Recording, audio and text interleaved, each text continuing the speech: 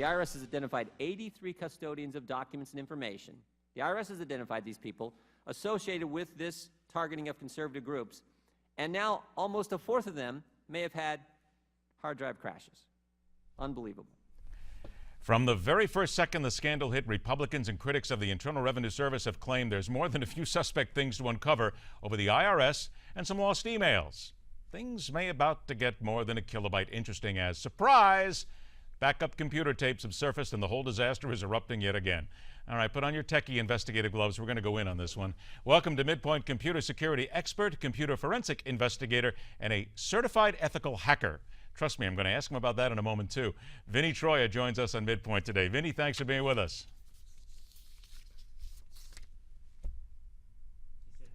Let's see if Vinny hears me. Vinny, you hear me? Because I can't hear you. Let's just see if we can check that out.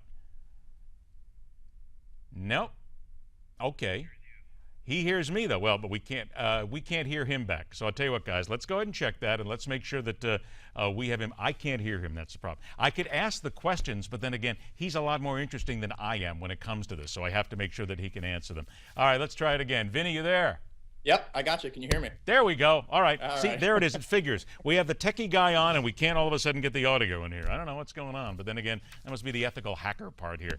All right, let's start right out here. The IRS, computer tapes, hard drives missing, scratched hard drives. You're a guy that knows techie here. How much have you been laughing the last couple of weeks?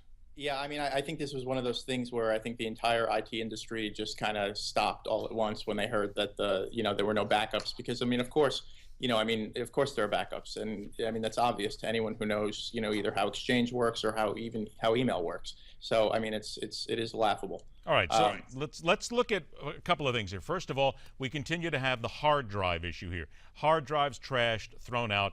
There's new reports now that say, wait a minute, the hard drive was scratched. It wasn't nearly trashable. You didn't have to get rid of it. I'm not a computer expert. I just play one on TV, and I have thrown more than a few hard drives across the room occasionally over the years here. But is it not fair to say that a lot of times, even when a hard drive dies, you can still get something off it? It's not as if, unless there's a disastrous moment, that everything is completely gone.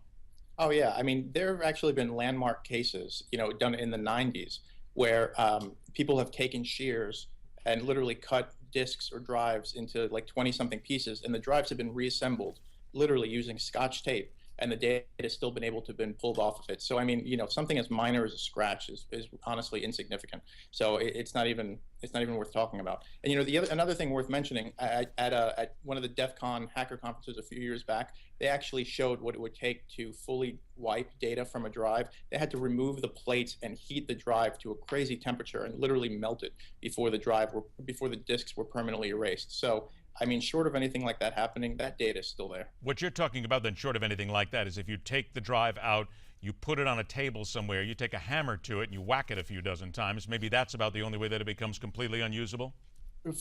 To be completely frank, I mean, I've seen disks reassembled after they've been smashed, so I wouldn't even say that's a way to get rid of the data. I mean, they literally melted the disks in order to make sure that the data was off of it, to show that that was the only way to get rid of it. When you hear things like Commissioner John Koskinen at congressional hearings saying that we're no longer looking into this, or we've gone as far as we can, again, moment of humor? Yeah, I mean, but keeping in mind too, I mean, it is the IRS, and granted, they don't necessarily have their stuff together, and maybe they've gone into it, to give them the benefit of the doubt. I mean, maybe they've gone into it as far as they can, but that's not to say that someone like me, for example, couldn't actually go in and find the data. They may just not have the right resources to know how to do that.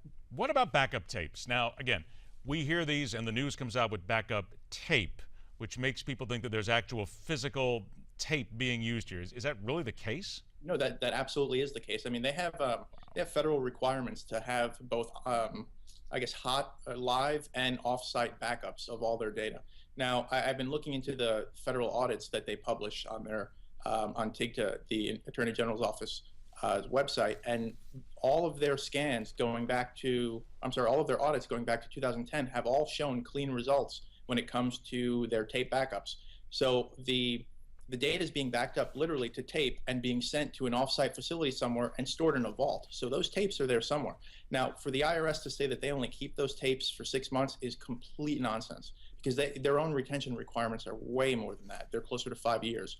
So, I mean, it's nonsense. Well, wait a minute. Tape? This is 2014. We were always led to believe that there is no such thing as tape in use anymore here. Is it just the IRS that does it, or is tape still considered to be a necessary format if you're doing these sort of backups? Oh, no, tape is very common. I mean, it's not the traditional tape. I mean, it's more digital now, but I mean, it is still literally reels of tape that the data is just getting backed up to, and it's great for long-term storage. I mean, it doesn't the data doesn't dissolve or disintegrate as easy as it would with other formats. So, I mean, it is great for long-term storage, which is why a lot of people still use it. Is there reuse of these? Because there seems to be an issue here too as to whether or not a lot of this was reused.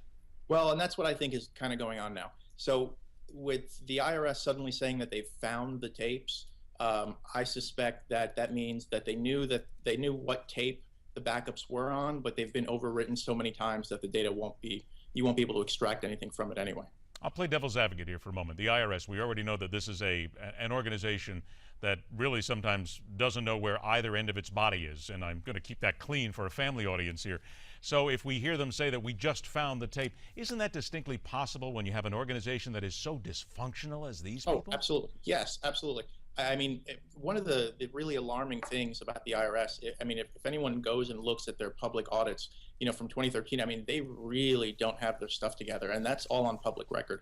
And for an organization like the IRS to not be able to secure its most critical information, like its customers' social security numbers and everything else about them, I mean, it really kind of it makes you take a step back and say, okay, somebody really needs to interject here. And so for them to say that we lost the tapes is completely plausible, because I don't think they have any clue what's going on over there. All right, I got about 30 seconds left, and I have to ask, what is a certified ethical hacker? So businesses will pay me and my organization, Nightline Security, to come in and do assessments of their organizations. So we'll try to break into the systems the same way a hacker would. So we'll find the vulnerabilities for the company, and we'll show them where they are so they can fix them before they're hacked legitimately. Do you think you could get into the IRS if you had to, if they hired you? Yeah, after looking at those reports, without a doubt.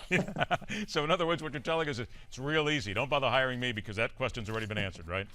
Right, exactly. Exactly. Hey, Vinny, thanks a lot for joining us. We do appreciate it. We have these questions again, or hacking questions again. Trust me, we're coming to you, and I'm going to go ahead and lock out my stuff right now just in case. You got me a little concerned. I appreciate it. Thank you. All right, Vinny, thanks so much. After the break, we reveal the secret and fascinating details of why there is no blue food. Or we may talk to Steve Molzenberg about what's coming up on his show right after MidPoint. It's all coming up right here.